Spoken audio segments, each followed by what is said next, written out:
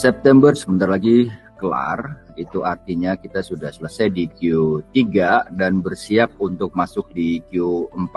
Ada banyak hal yang akan kita kerjakan di Q4, terutama kita akan masuk untuk persiapan di 2026. Kita akan bahas di podcast hari ini bersama gue Bro WP dan teman gue Bro Nuzli.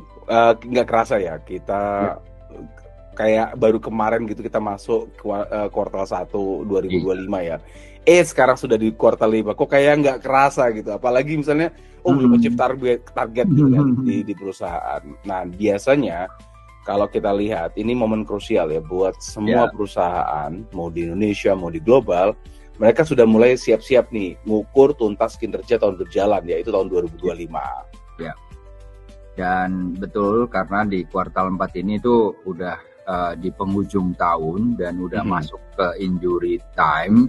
Jadi kita juga selain ngejar sisa target kita di 2025, in paralel juga kita harus nyiapin strategi dan budgeting kita untuk 2026 kan? Betul. Nah, kita mulai dengan konteks dulu. Kalau misalnya kita bicara data ya, ini data dari Bappenas, kemudian juga data dari World Bank gitu kan, nunjukin ekonomi Indonesia 2025 itu diproyeksikan tumbuh antara 5,2 sampai 5,4%. Nah, pertumbuhan ini itu ditopang sama konsumsi rumah tangga sama investasi. Ini investasi di Indonesia mudah-mudahan dengan adanya Danantara kemarin itu ya, lebih baik lah. Dan perubahan di sisi BUMN dan sebagainya, perombakan, kemudian ada streamline anak perusahaan dan sebagainya. Mudah-mudahan itu juga bisa bikin inflasi relatif terjaga di kisaran 3%. Gitu. Ya, karena kan kontribusi GDP kita sebenarnya more 50% itu kan dari konsumsi rumah tangga ya, atau household spending. Betul. Jadi betul. Menunjukkan bahwa daya beli di kita itu juga masih lumayan bagus gitu ya, masih tinggi. Dan survei Bank Indonesia juga nunjukin indeks keyakinan konsumen kita kan masih di atas 120-an lah ya kurang lebihnya. Jadi memang masyarakat kita masih cukup optimis lah gitu. Tapi memang angka-angka ini memang secara makro juga menunjukkan hasil yang bagus, walaupun tetap kita punya tantangan gitu ya, bahwa di dunia usaha kita juga harus paham tentang isu-isu global, seperti isu geopolitik gitu ya. Betul. Juga nanti juga bisa tinggi sampai transisi energi gitu ya, apalagi kemarin The Fed juga The Fed cukup lumayan memberikan isu yang positif karena kemarin baru nurunin suku bunga juga, yang kemudian nanti bisa men-trigger likuiditas di seluruh dunia termasuk di Indonesia gitu. Nah, di kuartal 4 nih biasanya ya perusahaan-perusahaan tuh mulai sibuk dengan dua hal yang kita lihat ya. Yang pertama itu pasti mereka akan review kinerja 2025 itu bagaimana di perusahaan. Mereka kan sudah ada checkpoint tuh tiap kuartal, kuartal 1 achieve enggak, kuartal 2 achieve enggak. Di beberapa perusahaan kadang-kadang itu besarnya itu di belakang gitu. Proyek akhir tahun terutama kalau proyek-proyek yang kita bicara proyek-proyek pemerintah yang mereka sebenarnya masih ada anggaran untuk pengembangan baik itu di sektor fisik maupun non fisik gitu. Dan yang kedua, perusahaan itu mereka lagi nyiapin budgeting cycle nih, untuk tahun 2026. Nah, banyak perusahaan besar itu ada yang sudah mulai pendekatan rolling forecast gitu ya, atau driver based budgeting. Jadi bukan cuma sekedar incremental budget nambah, tapi mereka apa nih bisnis ke depan itu seperti apa, sehingga mereka lihat driver utama untuk ke depan mereka harus investasi apa, ke depan mereka harus efisiensi yang mana. Nah, mereka mulai ngatur budgeting ini. Ya, dan exactly karena basisnya adalah pada saat kita menentukan strategi dan budgeting 2026 nanti itu tidak semata-mata berdasarkan financial perspective only gitu ya. Ini keliru bahwa kita udah paham, udah tahu akhir tahun ini forecast atau outlook kita itu akan nyampe di berapa. Nah, kemudian nggak sekedar cuma nambahin angka 10% ya kita tambahkan untuk growth kita tahun depan, let's say seperti itu gitu. Ini yang sering banyak terjadi gitu.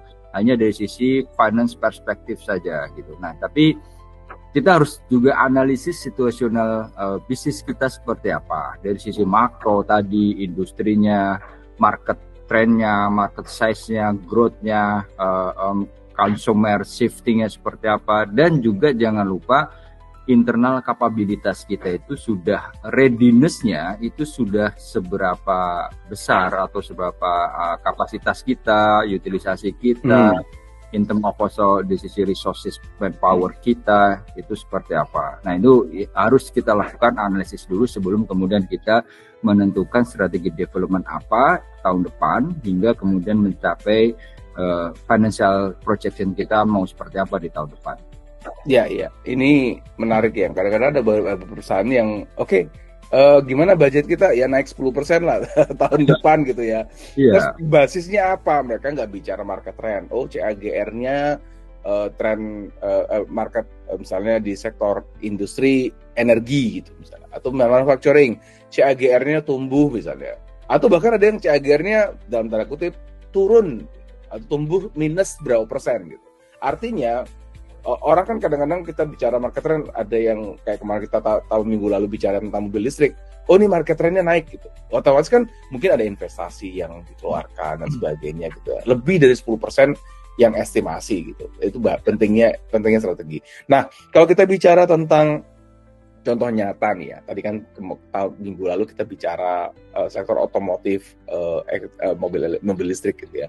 Nah, menurut Gaikindo, penjualan mobil nasional sepanjang 2024 itu turun 6% year on year gitu. Karena apa? Daya belinya ketahan gitu. Nah, masuk 2025 mereka adjust strategi, shiftingnya ke EV. Nah, dan ini yang bikin salesnya naik. Jadi kalau tadi kita bicara lagi market trendnya gimana tahun depan gitu. Kalau beberapa tahun silam itu kita lihat kayak Element Bikes gitu. Mereka udah lihat ketika post pandemic itu penjualan sepeda turun, sepeda pancal ya.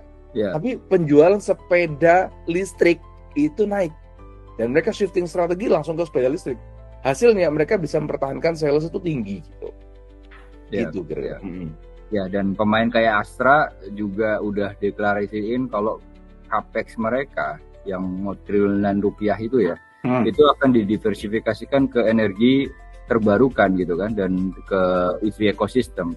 Artinya budgeting mereka di 2026 nanti udah nggak sama kayak tahun-tahun sebelumnya yang masih bisnis as usual dengan bisnis sekarang. Jadi ada new inisiatif baru di 2026, dan gue yakin di 2026 banyak perusahaan-perusahaan itu porsi terhadap new inisiatif baru itu ya, itu akan bertambah banyak sebagai bagian dari growth engine yang baru di luar bisnis as usual yang ada saat ini di 2025 gitu bro. Ya. Salah satu lagi contoh di sektor healthcare ya, khususnya IVF. Ini dirimu kan sekarang lagi deep di sana gitu ya. Nah, banyak rumah sakit sama klinik tuh udah mulai alokasi budget buat digitalisasi. Karena memang digitalisasi kalau orang pasti akan mereka bertransformasi ya, itu prosesnya juga cukup panjang. Mereka juga akan implementasi CRM, dan yang nggak kalah penting, salah satu yang jadi dorongan utama adalah bagaimana rumah sakit dan klinik di Indonesia bisa menggantikan ini pasien-pasien lari ke mana? Pineng gitu kan. Pineng. Itu banyak. Ya, kayak gitulah. Jadi mulai jadi medical tourism gitu ya di Indonesia ya. Ya, mereka menawarkan itu kan, medical tourism package lah kalau kita biasanya bilang. Jadi memang betul kita sudah mulai lagi preparing budgeting dan strategi ini ya, betul ya kata Bro Nusri bilang tadi, kita CRM-nya, digitalisasinya, in terms of dari sisi teknologi enabler-nya ya, itu memang kita berhitung untuk ke arah sana. Tahun depan kita harus nyiapin apa aja. Oke, so by the way bro, ngomongin tadi kita terkait dengan strategi dan budgeting yang dari segmen pertama tadi, berarti apa yang menjadi strategic builder basically yang ada di untuk strategi dan budgeting ini gitu ya. Kurang lebih kita ada beberapa hal yang menurut gue ya, ada beberapa hal yang kita siapin dari sisi untuk strategi dan budgeting. Yang pertama adalah review dulu 2025 ini, ya tentu reviewnya harus dengan hati yang lapang dan jujur gitu ya. Betul, Jadi betul. kita nggak cuma ngomongin angka revenue aja, tapi juga ngelihat kita margin kita berapa sih, profitability kita, cash flow kita, terus kemudian growth kita seperti apa secara keseluruhan, baik dari sisi income statement-nya, balance sheet, juga cash flow-nya kita. Gitu. Nah yang kedua apa bro menurut kira-kira? Forecast makro tadi sudah disebutin bahwa geopolitik itu penting. Kemudian ekonomi makro di Indonesia bagaimana? Industrinya, insight dari BPS, dari BI atau riset global kayak OECD sama IMF buat bikin asumsi yang realistis. Jadi perusahaan itu bisa bikin sebenarnya bisnisnya mereka mau ke depan seperti apa. Nah, dapat insight dari mana, kemudian mereka generate strateginya. Terus berikutnya apa bro? Ya, jadi yang berikutnya kurang lebih adalah kita harus memprioritaskan investasi kita, capex kita gitu kan. Dan bedain antara tadi yang kita udah sebutin, antara BAU, business as usual, dengan strategic inisiatif yang baru itu apa? Tadi ya, contoh kalau di industri tadi ada yang masuk industri kendaraan otomotif gitu ya, ada yang mau masuk energi terbarukan dan EV, rather than nanti yang gede porsinya di business as usual, tapi akan gede di strategic inisiatif. Jadi jangan juga semua dimasukkan ke OPEX, karena kan nanti kan jadi beban OPEX, pengaruhnya ke EBITDA juga kita. Sebagian kita masukin lah ke CAPEX biar EBITDA kita tetap aman gitu tahun depan. Ya. Lagi bro kira-kira? Setuju. Nah ini harus juga align ke visi ke 2029, 2030 gitu ya. Jadi budgeting tahunan tuh harus nyambung ke long term perusahaan. Dan jangan lupa nih kalau kita bicara tentang strategic builder ya, harus melibatkan tim lintas fungsi sejak awal. Banyak itu strategi gagal dieksekusi karena budgetnya disusun top down ya, tanpa buy-in dari operasional. Jadi dari atas kasih arahan ke bawah, tapi arahan dari bawah di bawah nggak kerasa. Maksudnya mereka lebih paham di sisi operasional ya, situasinya seperti apa. Nah itu perlu dipertimbangkan gitu. Betul, dan biasanya kan kita lakukan workshop gitu ya. Workshop ini melibatkan semua stakeholder yang ada. Jadi nanti ada guideline secara top down, tapi juga ada feedback secara bottom up. Jadi kita involving mereka untuk terlibat dalam penyusunan strateginya di 2026 nanti. Jadi nggak cuma sekedar mereka dapat yang nanti, betul, gue setuju tuh, ujungnya nanti mereka nggak buy-in gitu. Nah, jadi ini waktunya udah mepet untuk nyusun itu semua. Bahwa nanti di kuartal 4 kita juga nggak cuma closing angka, tapi juga harus bisa memikirkan story dan narasi yang apa yang akan kita bawa di 2026. Resource alokasinya kita harus seperti apa yang harus kita siapin, bro.